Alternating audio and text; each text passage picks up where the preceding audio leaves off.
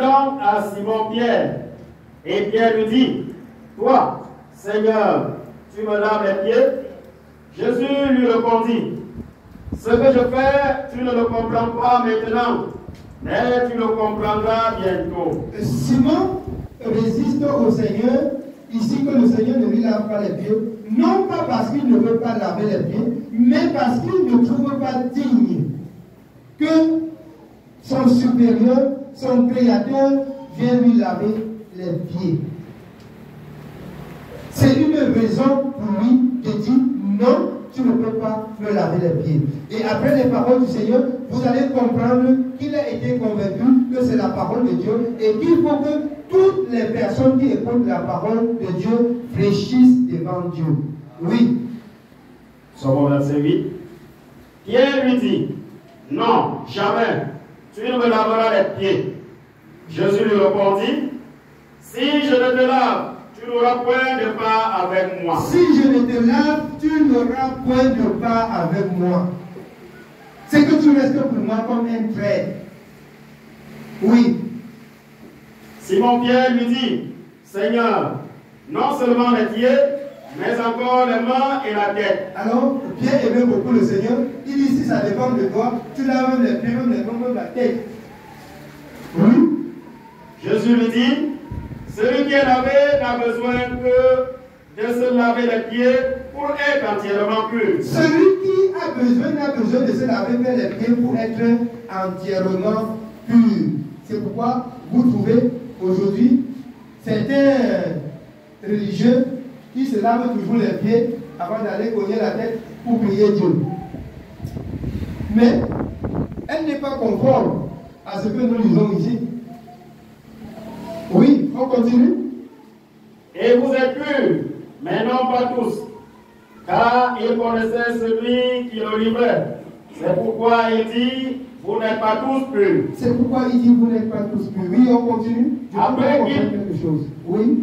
Après qu'il a pu laver les pieds et qu'il eut pris ses vêtements, il se remit à table et leur dit, comprenez-vous ce que je vous ai fait? Est-ce que vous comprenez ça bien? Est-ce que vous comprenez bien? Oui. Vous m'appelez Maître et Seigneur, et vous dites bien, car je le suis. Sinon, je vous ai lavé les pieds, moi le Seigneur et le Maître. Vous devez aussi vous laver les pieds les uns aux autres. Si je vous ai lavé les pieds, vous devez aussi vous laver les pieds les uns les autres. Elle est conforme aux Saintes Écritures ou pas? Amen. Oui. Car je vous ai donné un exemple, afin que vous fassiez comme je vous ai fait. Je vous ai donné un exemple, afin que vous fassiez comme je vous ai fait. Aujourd'hui, on dit que nous apportons une nouvelle doctrine de laver les pieds. Parce que les gens sont restés stagnants, de façon à ce que ce qu'ils ont appris, ils ont calé, c'est-à-dire s'il grandit, il arrive à ce niveau. Celui qui va venir traverser le niveau là, on va mettre le caillou sur sa tête qui ne grandit pas. Non. Nous connaissons Dieu en partie.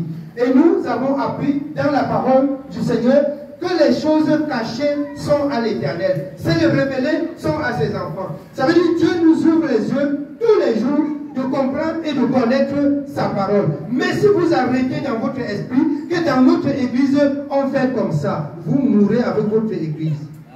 Notre église, c'est la parole de Dieu. Amen. Amen. Sur la terre, sur la surface de la terre, personne ne devrait dire notre église. Mais on devrait dire la parole de Dieu dit. Amen. Amen. Oui. On continue. Verset 16.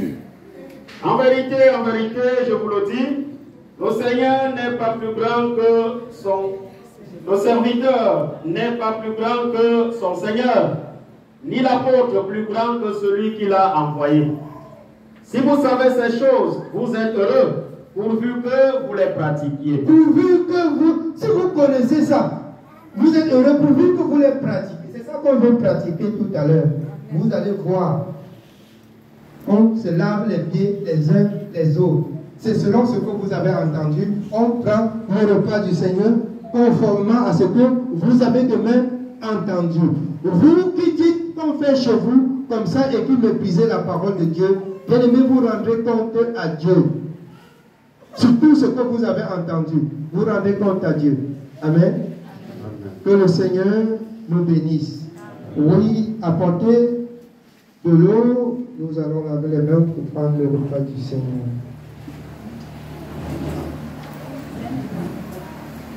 Rendons gloire à Dieu. Rendons gloire au Seigneur. Alléluia.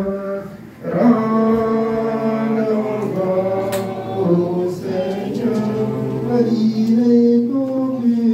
Gloire au Seigneur. Le Seigneur saint. Rendons gloire au Seigneur.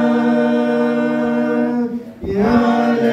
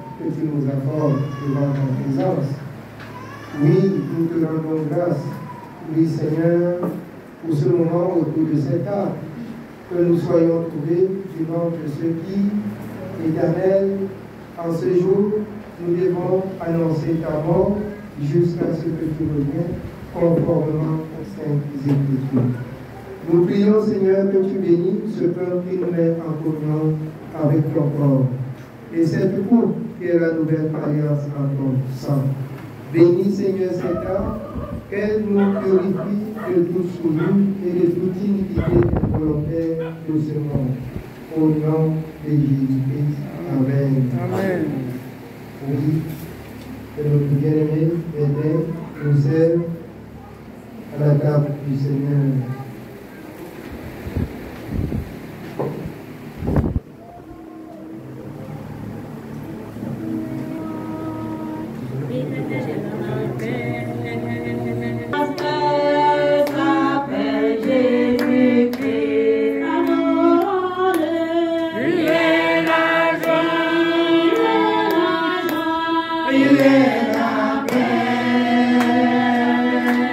Il est la vie.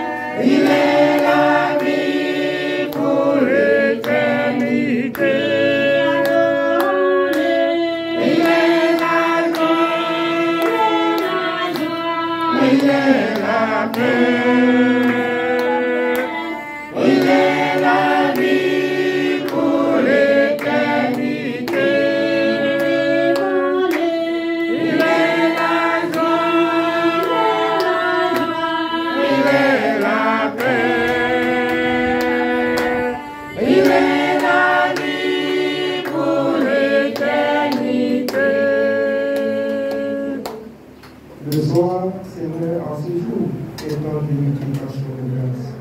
Nous te bénissons, Seigneur, pour le soutien et la protection, pour le message de ce jour. Oui, Seigneur, je suis le moindre et le plus petit parmi ceux éternels qui t'ont servi. Je commande à ta grâce ton peuple. Je prie que tu règnes et que tu règnes sur ton peuple pour ta gloire, au nom de Jésus-Christ. Lisons pour nous ce passage de Romains chapitre 16 au verset 16. On finit.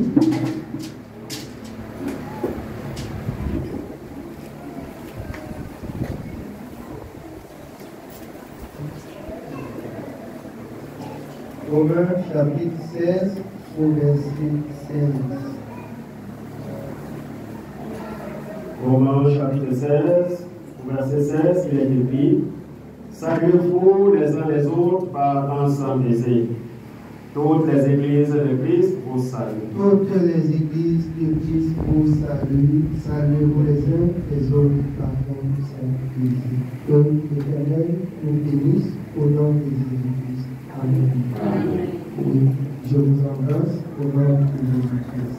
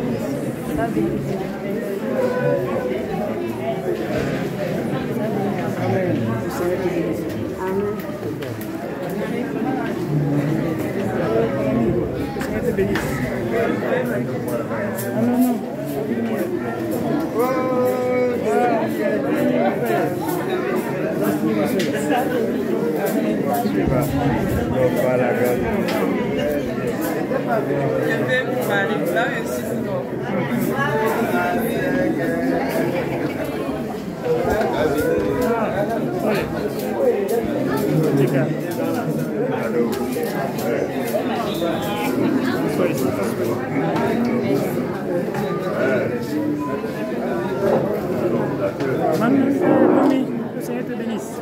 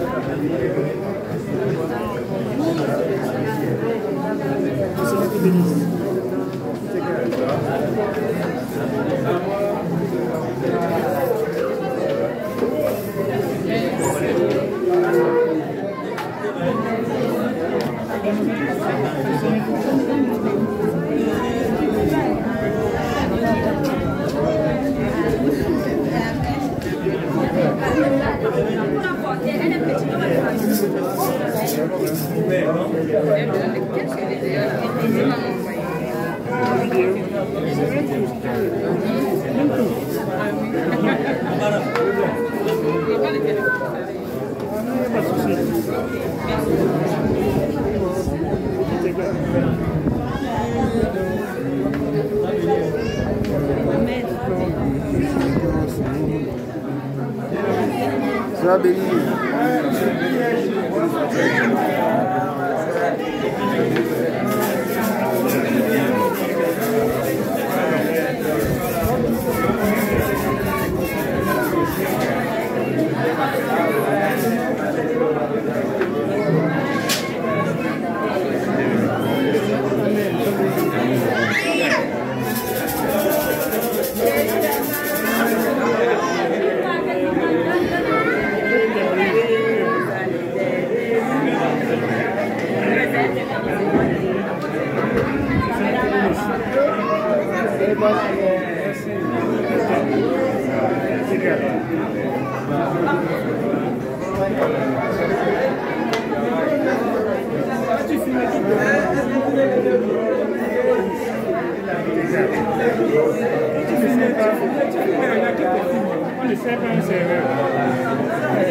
Vous savez, c'est les personnes de